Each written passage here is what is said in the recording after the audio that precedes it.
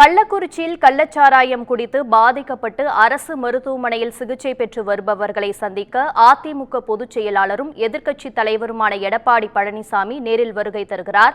கூடுதல் விவரங்களை செய்தியாளர் சுப்பிரமணியிடம் கேட்கலாம். சுப்பிரமணி, கூடுதல் விவரம் என்ன? கள்ளக்குறிச்சியில் கள்ளச்சாராயம் குடித்து இதுவரை 36 பேர் உயிரிழந்திருக்கிறார்கள். மேலும் பலர் ஆபத்தான நிலையில் கள்ளக்குறிச்சி அரசு மருத்துவமனையில் சிகிச்சைக்காக அனுமதிக்கப்பட்டிருக்கிறார்கள். அவர்களுக்கு உரிய சிகிச்சை கள்ளக்குறிச்சி அரசு மருத்துவமனையில் வழங்கப்பட்டு வருகிறது.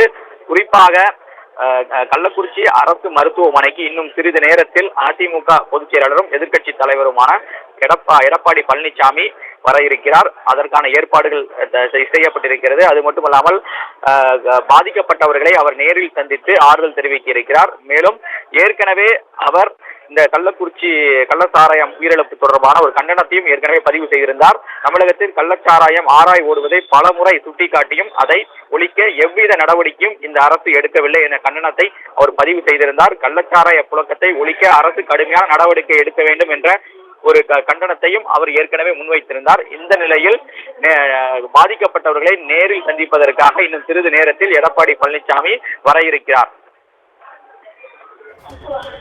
உங்கள் விவரங்களுக்கு நன்றி சுப்பிரமணியன்.